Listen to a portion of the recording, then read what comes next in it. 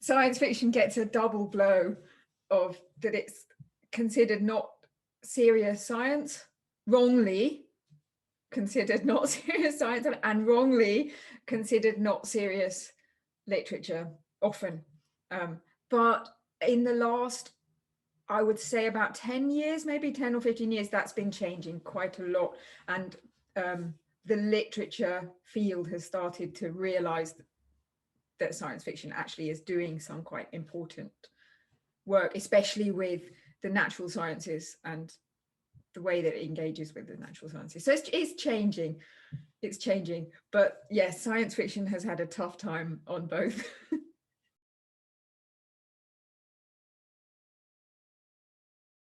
I think there is always this idea that if it's too popular, then it can't be serious literature. But there are things that we realize looking back.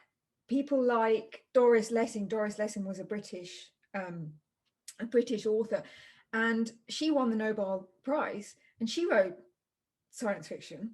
And actually, if we go back and look at Nobel Prize winners, for instance, of literature, quite a few of them, not many of them were exclusively science fiction writers, but they turned to science fiction often to try and write what they were doing.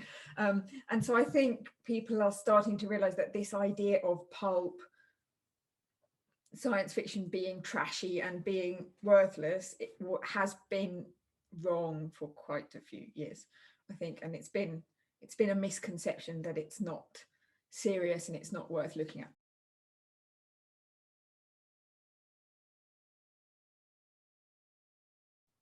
Science fiction is interesting because it's never as far away from real life as we think. So science fiction is always, the basis inside it is always something that we can recognize. It's always something that we can see. And then it takes certain worries that we have or certain ideas that we have, and it says, what if that played out? What if that was actually happening in the way that we imagine? And it sort of shows us what that would be like. We can still see our world in it. We can still see our lives in it. And things like climate change. In the last 5 or 10 years, climate change has become a big part of science fiction, and it's the basis of so much science fiction. And so that's something that we see. We are worried about what the world will look like. We are worried about what we're going to do if we can't stop it. And science fiction sort of plays all of that out and gives us different versions to sort of look at. So I think that's why it so catches the public imagination, because everyone can see something real in it.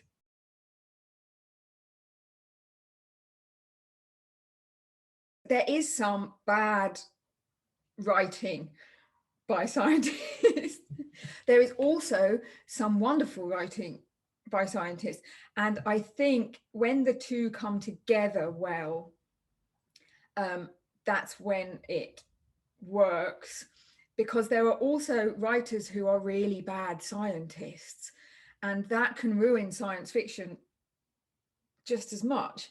The science fiction that gets a bad name and the science fiction that gets laughed at is because writers are bad scientists. And they do as much damage to science fiction as a scientist who's maybe not a great writer.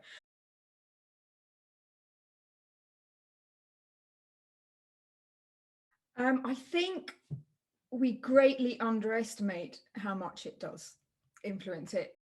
Kim Stanley Robinson is an author who's very interested in climate change and the consequences of that and what we would need to do. But even those novels they tend to end up being quite utopian. We end up with a Mars that looks a bit like Earth did, and we get a chance to start again. We get a chance to reverse all the rewind and start again. And I think that then this is a bolster for, it provides a motivation in the real world of, oh, look, we can do things, we can change things. And so science, for instance, keeping with this climate change example, the natural sciences and technological sciences particularly seem to be then a solution they're offered as a solution to this scary world. So I think then the general public particularly turns to science back again, like, oh look, we've been told that you can do something, we've been told, and there's this impetus which begins then.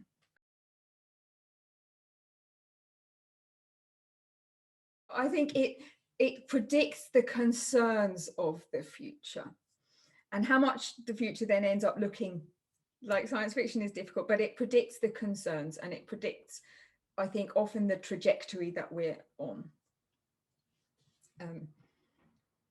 And iPads. And it predicts iPads, apparently. In the 90s in Star Trek, they all were walking around with iPads, and now we look back and it's iPad. And whether or not we have iPads today because somebody watched Jean-Luc Picard holding an iPad, it's difficult for me to say, but it does mean that we were imagining an environment where we saw people walking around holding things. So I'm sure it would be difficult to say there was no influence at all. So, and also imagination is the same. We try and imagine a future. We imagine a future that's more comfortable and a future that's more safe. And I think science fiction writers are imagining similar things to scientists. And science fiction writers, what they can do is turn it into fiction, and what scientists can do is turn it into reality. So it's not that surprising that the two would end up looking similar, really. It's the same imagination. It's just a different way of making that imagination real.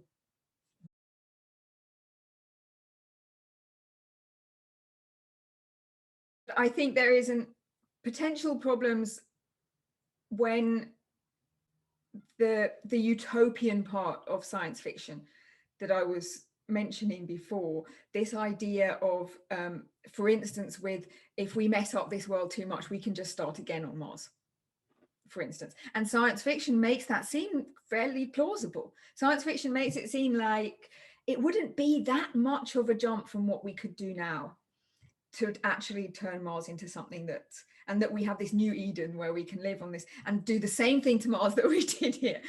And that is problematic because people's behavior change in the general public, and people who don't understand the realities perhaps, or don't have such a nuanced understanding of what that would mean, then there can be a response of, oh, we can relax a little bit.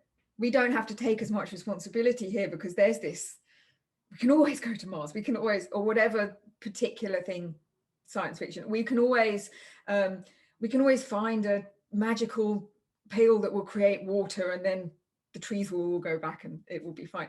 And that's potentially problematic, I think. But again, it's difficult because it does suggest that science fiction shares exactly the same responsibilities as communicating science, and I'm not sure that it does. It has responsibilities, a lot of responsibilities. All literature has responsibilities, but whether its responsibility is to be the voice of natural sciences exactly, I'm not so sure if that's fair.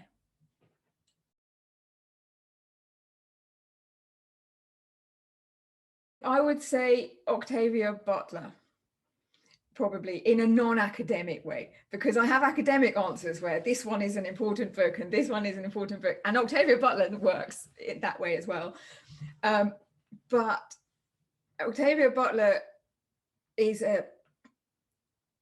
was a Black American author who wrote, I want to say that the science fiction that she wrote was very poetic. It was like poetry. But it's also amazing science fiction as well, and does all of the things that good science fiction is supposed to do. And Octavia Butler, that was the one which, when I was reading, I was thinking, this does everything. This is poetry and literature and all the things which I do for a living and all of the things that I love.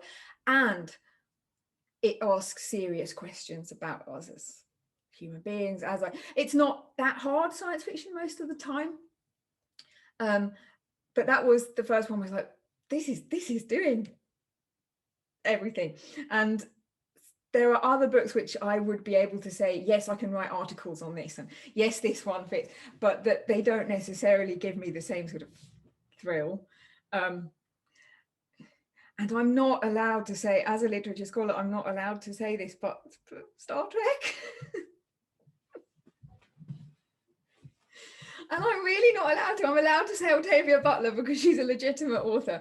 But Star Trek is just so cool.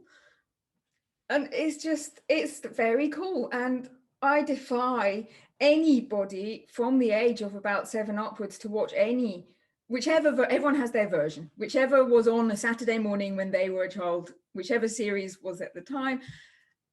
I defy anybody to not have had at least one part of them that was like, I could be there.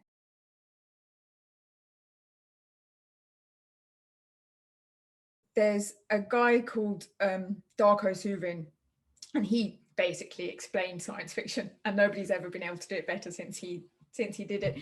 And he said the science in science fiction, it needs to be plausible. It needs to be logically plausible and cognitively plausible. And it doesn't mean it has to work. It doesn't mean that if the exact scientists went away and worked with it, they would produce it and it would, but it needs to be plausible. And I think that's crucial for science fiction to actually work as science fiction. It has to treat science seriously, or it's not science fiction anymore. Then it's fantasy. If it doesn't respect science and it can get it wrong, it can stretch it beyond what's fair and beyond what's real. But if it doesn't show respect to it, then it's not science fiction anymore.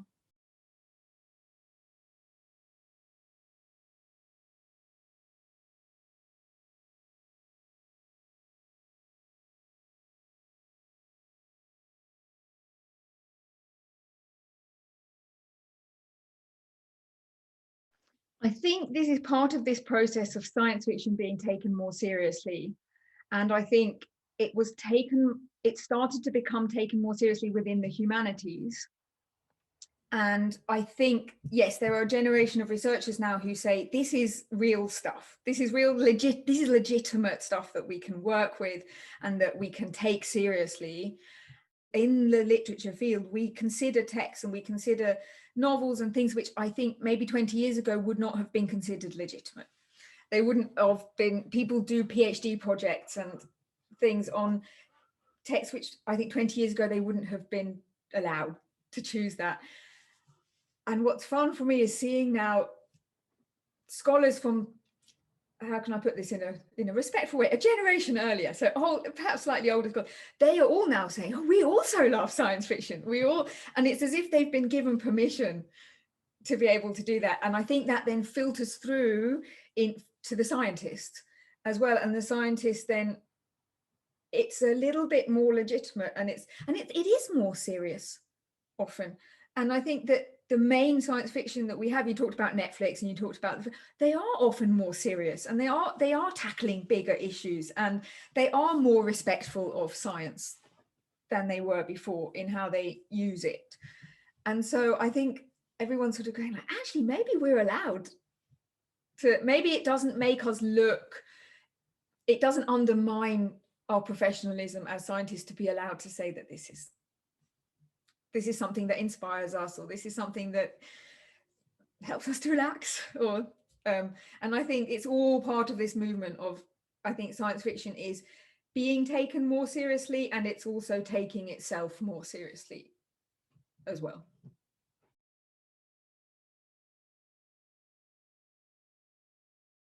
I think that is genuinely an impossible answer. I think it's genuinely an impossible answer because science fiction is so broad and rich. And one of the things that makes it as good as it is people read science fiction for such different reasons. And the reasons, even something like, if we think about Star Trek, again, of all of the people that share a love of Star Trek that sometimes seems sort of irrational almost as well, like, I think it's unusual for them to share it for the same reasons. Some people will share it because Star Trek, for instance, in the 1960s, 70s was much better than other shows at showing diversity of people in there. And so some people see it because they saw themselves in it. Some people have it because of the science thing. they see the iPad and they want to know why the iPad now exists. And different science fiction offers different things. What I do think is whatever it is that is interesting for you in non-science fiction, there'll be a science fiction version of that. And so that's the thing that's going to work. Whatever it is that's non-science fiction that you enjoy, find the closest to that in science fiction and you will like that as well. And it will be there. It does exist.